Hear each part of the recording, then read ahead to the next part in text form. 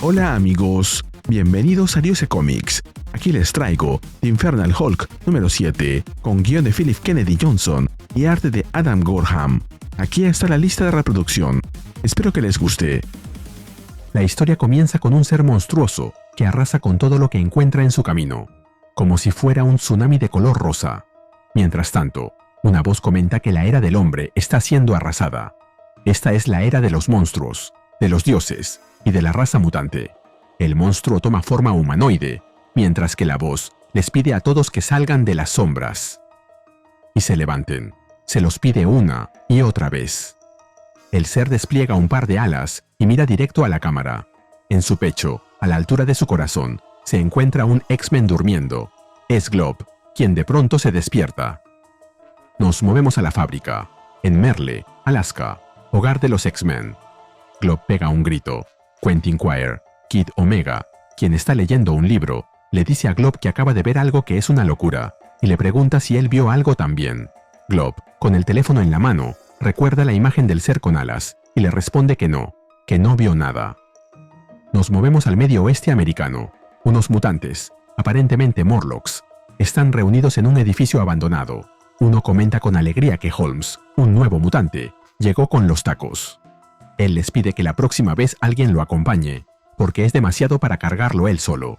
Otro mutante responde que ninguno de ellos pasa por Homo sapiens, y le pregunta si cree que le van a vender tacos a Leech. Pyro, a quien no veíamos desde X-Factor, está con el grupo. No me sorprende. Los demás bromean sobre la idea de que Pyro se ofrezca como voluntario para ir de compras, pero Holmes insiste. Si van a pedir 20 kilos de burritos, alguien debe acompañarlo. Pero un ruido lo interrumpe. Con preocupación, le preguntan si alguien pudo haberlo reconocido, pero él lo niega, porque el tipo apenas lo miró. Probablemente solo sean algunos sapiens adictos. De repente, la pared detrás de ellos se hace pedazos, pero Holmes logra evitar que aplaste a todos con su poder mutante, que es algo que creo nunca se había visto antes. Él les grita a todos que tengan cuidado, y utiliza su poder para convertir sus palabras en bloques sólidos que bloquean el derrumbe. Obviamente, no veremos esto en el UCM. Los mutantes salen despavoridos, aliviados de que el constructo de Holmes los salvó. Leech le pide a Hoss, otro nuevo mutante, si no me equivoco, que no lo deje. Este le responde que siga corriendo y que nada le va a pasar, pero algo le cae encima y lo aplasta, mientras una voz se dirige a Leech, satisfecho de haberlo encontrado. Infernal Hulk aparece frente a Leech y le dice que lo estaba buscando, ya que su poder consiste en suprimir los poderes mutantes. Pyro lo ataca por detrás y le reclama haber matado a Hoss. Le pide a Leech que corra y se esconda, ya que Marrow, Erg y él van a averiguar a qué huelen los Hulks cuando se queman. Marrow y Erg, quien tiene un notable parecido a Calisto, se alistan para matar a Hulk. Pero él no les da la mayor importancia. Con las llamas en su espalda y gritando, les pregunta si realmente creen que pueden matarlo. De un golpe acaba con Erg y le da una patada a Pyro, que lo hace estrellarse contra el tío vivo, mientras les dice que él fue testigo de cuando sus miserables antepasados salieron retorciéndose del mar. Coge a Marrow con una mano y agrega que aquellos como ellos, que valoran el poder, deberían saber cuándo no tienen ninguno. Luego, con sus dos manos, parte a Marrow en dos, dejando su sangre y sus vísceras regadas por todo el lugar, en una de las muertes más macabras de toda la serie. Despeja de su camino lo que lo separa de Leech y le ordena que salga sin miedo. Hay trabajo por hacer. Nos movemos a la mañana siguiente, a la base de los X-Men en Alaska. Cyclops lidera una reunión, a la que asisten, de forma presencial, Magneto, Quentin, Beast, Psylocke y Magik. De manera virtual están también Rogue, Nightcrawler, Wolverine y Jubilee, de los Uncanny X-Men, y Iceman, Emma Frost y Kitty Pryde, de lo que era Exceptional X-Men. Scott les pide disculpas por avisarles con tan poco tiempo. Comenta que anoche, todo su personal en la base tuvo una visión casi al mismo tiempo, y asume que ellos también la tuvieron. Agrega que fueron visiones de revolución, de grandeza violenta y de un mundo gobernado por ellos. Además, Beast está recibiendo reportes de mutantes en todo el globo teniendo sueños como este. Beast interviene para comentar que piensa que los sueños no son la parte más preocupante. Este nuevo Hulk parece estar ejerciendo algún tipo de control sobre una porción considerable de la población mutante. Está seguro de que muchos de ellos han sentido una atracción instintiva hacia un área geográfica específica. Él mismo lo siente, incluso ahora. se siente atraído hacia la fortaleza de Hulk en las montañas Apalaches. Golgotha, The Living City, la ciudad viviente. Beast comenta que este Hulk se considera a sí mismo el Father of Horrors, el padre de los horrores, el gobernante de todas las desviaciones evolutivas. Aún no entiende cómo o por qué, pero por más desagradable que sea la idea, parece ser cierta. Los está llamando hacia él. Agrega que sus telépatas han sido invaluables para manejar la crisis. Emma está usando sus talentos para amortiguar el efecto persuasivo de Hulk en todo el mundo, y Quentin protege a su equipo aquí en Alaska. Deberían estar a salvo de más ataques telepáticos, y cualquier intrusión física sería detectada de inmediato. Glob interrumpe para preguntar por qué ellos. Los mutantes no son como él, no son monstruos. Beast le responde que definitivamente ellos no son como este Infernal Hulk, y le promete que protegerán a los suyos de él. Nos movemos a Luisiana. Jubilee le pregunta a Logan qué piensa. Wolverine le responde que nada en particular. Es un problema, y se encargarán de ello. Jubilee le pregunta si él también tuvo esas visiones. Logan le comenta que no significan nada, y, si él termina yendo a esa ciudad viviente, no será porque Hulk lo haya dicho, y que además Hulk no estará feliz de verlo ahí. Mientras salen al jardín, Jubilee le dice que tiene mucha hambre, y le pregunta si quiere ir a comer algo. Mientras se desplazan en la motocicleta, Logan le pregunta qué vio, y ella le responde que es como él dijo. No significó nada. Volvemos a la fábrica de Alaska. Esa noche, Infernal Hulk llega junto a Leech, sacudiendo el suelo al aterrizar. Abre la mano, liberando a Leech, ahora bajo su control, y le ordena que haga su trabajo. Leech se aleja corriendo en dirección a la fábrica. Dentro de allí, mientras juegan videojuegos, Jennifer Starkey les pregunta a Quentin y Glob si han pensado en qué podría pasar si Hulk ganara. Glob le responde que si Hulk gana, para entonces ellos ya estarán muertos.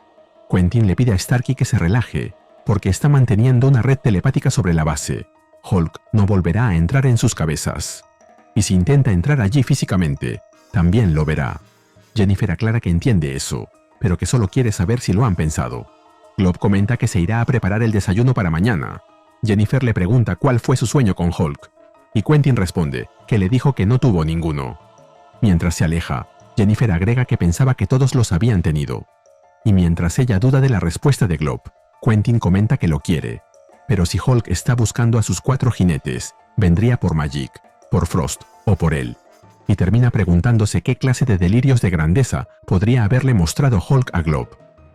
De repente, algo sacude toda la fábrica. Mientras se preparan para la defensa, Magneto, de pie otra vez, le dice a Beast que su tratamiento con dextroanfetamina X llegó en buen momento. Beast le responde a Eric que si esto es lo que teme, él estaría mejor en su silla, y pregunta de dónde vino esa explosión. Cyclops le pregunta a Quentin por el estado de la red telepática. Quentin le responde que nada ha activado la red, pero que no siente nada. Ahí se da cuenta de lo que ha pasado. Leech está en medio de la sala, y Jennifer les recuerda que es un supresor de poderes. Quentin le dice a Scott que cree que su escudo psíquico ha caído. Scott ordena que alejen a Leech de Quentin, porque necesitan ese escudo de vuelta, pero Infernal Hulk lo interrumpe y le dice que agradezcan que ninguno de ellos tiene que morir. Infernal Hulk, junto a Bridger, el exsoldado que vimos en el primer número de la serie y de quien ya me había olvidado, añade que ha venido por solo uno de ellos, y que lo quiere vivo. Beast, furioso, le dice que de todas las casas equivocadas que podría haber elegido, la suya fue la más equivocada de todas. Cyclops, con su mano en el visor, le advierte que se lo dirá una sola vez, que se vaya o será desintegrado. Pero Magneto, mientras se eleva, comenta que es demasiado tarde para eso, y controlando de manera remota a uno de los centinelas, añade que esa criatura les quiere hacer daño, pero él no tolerará su transgresión. Infernal Hulk, sonriente, le ordena a Bridger que haga lo que vino a hacer. Magneto hace que el centinela le dé varios golpes a Infernal Hulk, pero ninguno de estos consigue moverlo en lo más mínimo. Finalmente, Hulk atrapa la mano del centinela y se la arranca, mientras se burla de que lo atacan con juguetes para niños. Y agrega que, si ellos son los más poderosos de la raza mutante, entonces los sobreestimó. Magneto le responde que por el contrario, él los subestimó al venir allí, porque la fuerza de la raza mutante está en su hermandad. Scott lo ataca con su rayo óptico y les grita a los X-Men que le den con todo. Psylocke le clava su espada y Magik hace lo mismo, Infernal Hulk avanza hacia Magneto, con Psylocke colgando de su espalda, arrollando a Magik, mientras Cyclops continúa disparándole. Magneto lo maldice y le ordena que caiga. Haciendo su máximo esfuerzo, le dice a Hulk que ha derribado a otros más grandes que él. Infernal Hulk le responde que nadie es más grande que él. Atraviesa a Magneto con el trozo de metal que sacó del Centinela, enviando a todos por los aires en el proceso. Mientras se retira la espada de Magik del pecho, le pregunta a Magik si esta espada está ligada a su fuerza vital, y qué pasaría si le corta la cabeza con ella.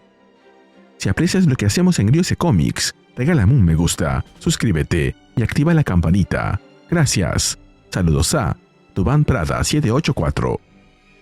Hulk destruye la espada de Magik con su mano, y, mientras observa a Magneto clavado en el Centinela, a Magik y Psylocke en el piso, y a Cyclops y Beast, sin saber qué hacer, les dice que esto no ha terminado. Tiene lo que vino a buscar, pero lo verán de nuevo, y pronto, porque los mutantes de la Tierra son suyos por derecho.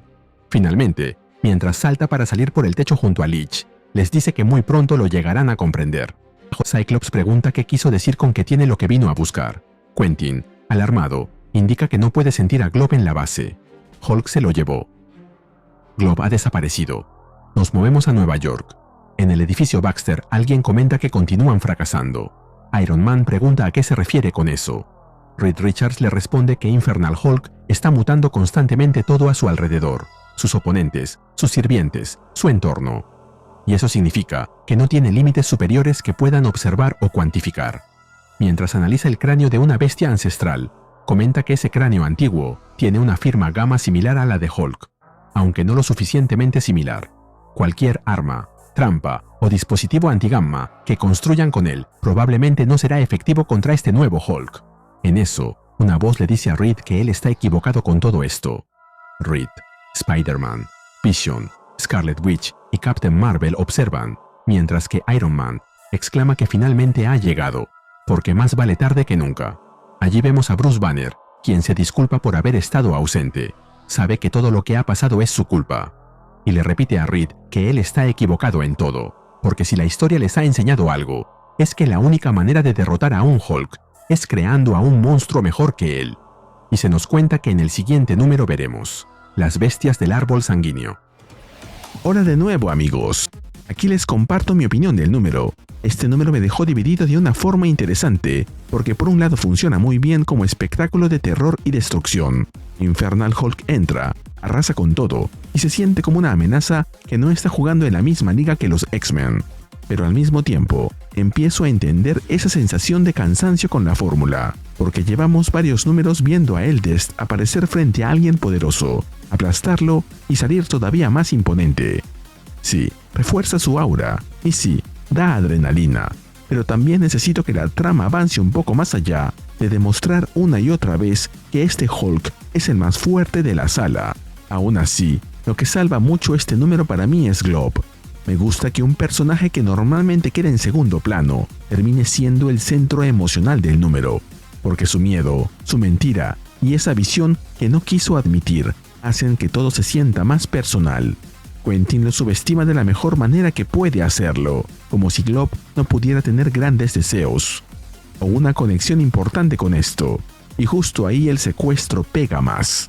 Me quedé pensando en qué vio realmente, por qué Hulk lo quiere vivo, y si esa idea de los 4 jinetes va por un camino más simbólico que literal. Infernal Hulk como villano sigue haciendo lo que quiere con quien quiere.